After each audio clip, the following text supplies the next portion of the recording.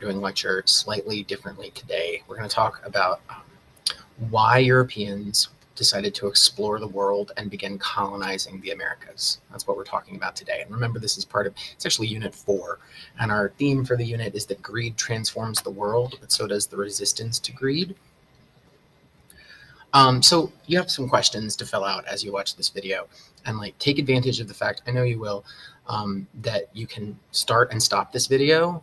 So you can pause it and make sure you get information, which I know will be helpful for some of you.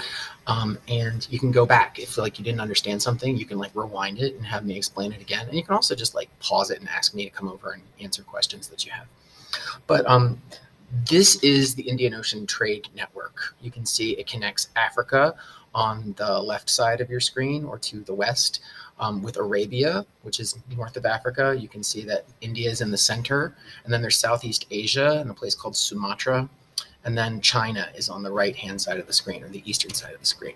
And this is a really important thing in world history because it's where a lot of money during, before 1500, this is where a lot of wealth is coming from. There's gold in Africa that's being traded here.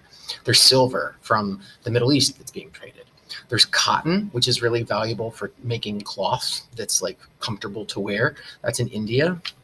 There's all kinds of really rare and valuable spices. I know it seems weird to think that cinnamon and nutmeg were incredibly valuable, but they were. And then there's silk in China. And these are just some of the things that were being traded. So for hundreds of years, there's people from Africa, the Middle East, India, China, Southeast Asia. They're all buying and selling these things, and they're making tons of money. And Europeans find out about it, and they want to get in on that action. They want to get these products. But because they're far away, it's hard for them.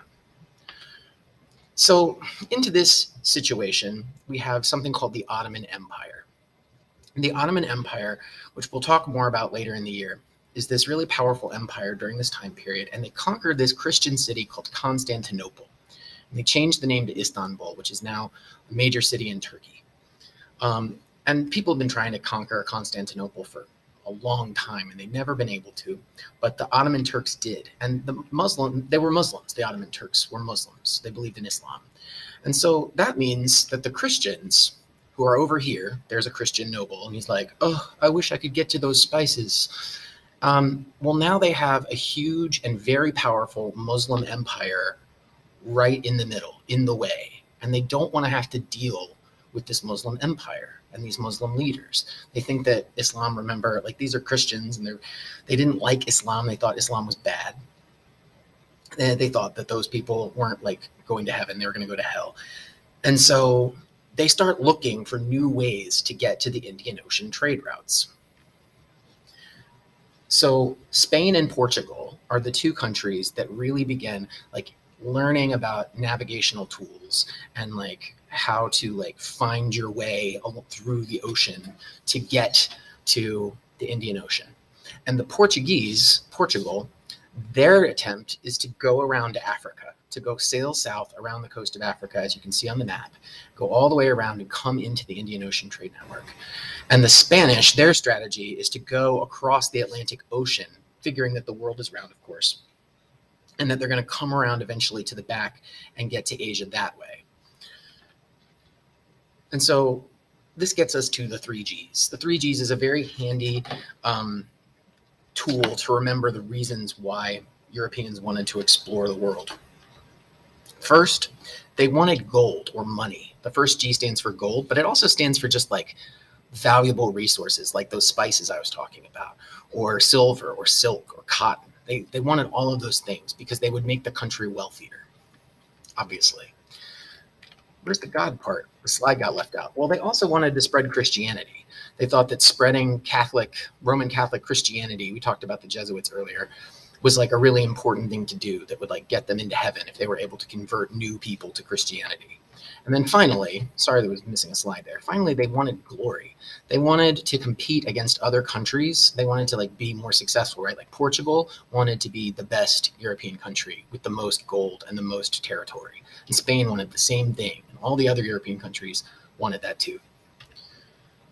So that's going to get them to start, the kings and queens of these countries are going to start paying money to explorers to send them out into the world and find new places where they can get gold, where they can get silver, where they can get cotton and silk and spices, all these things that they want.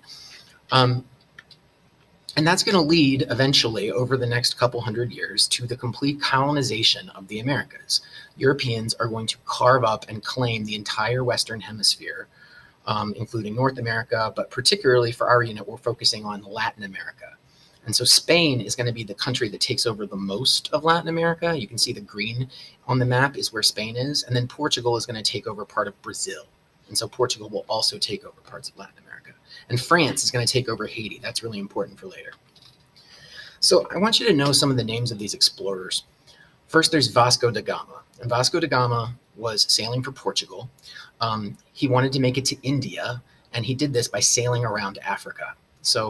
And the whole point here is for Portugal to access the Indian Ocean trade network. And so then the Portuguese start building what they call a trading post empire, where they use cannons to basically like take over certain cities in strategic parts of the Indian Ocean so that they can like force people to trade with them. Because nobody wanted to trade with them. They didn't have anything particularly valuable, but they're like pointing their cannons at the Africans and the Indians and the Arabs and saying like, no, you're going to trade with us or else. So that's Vasco da Gama. Portugal sailed around the coast of Africa and got Portugal into the Indian Ocean trade network. Now, the one you probably already know is Christopher Columbus. Of course, Columbus sailed for Spain. He was Italian, but he sailed for Spain, and he sailed across the Atlantic Ocean, leading to the exploration of the Americas and colonization of the Americas. Ferdinand Magellan, also sailing for Spain, was the first man to successfully what we call circumnavigate the world. That's just a fancy word for sailed all around the world. And then some conquistadors. Conquistador is a general who worked for Spain, who fought wars against the Aztecs and the Inca, taking them over. And the two you need to know are Hernando Cortez, who defeated the Aztecs. Here you can see an image of him killing the leader of the Aztecs, whose name was Montezuma. And then Francisco Pizarro also worked for Spain. He killed the leader of the Incas, whose name was Atahualpa. I'm not saying it right, but he conquered the Incan Empire and turned that into part of the Spanish Empire. So we're not going to do any matching, I don't think. I want you to summarize at the bottom of your paper, why did Europeans explore and colonize the Americas? Identify and explain 3 reasons. And then you're going to have a reading activity to do as well. All right. Talk to you soon. As in like right now, because I'm in the classroom with you. This is very weird.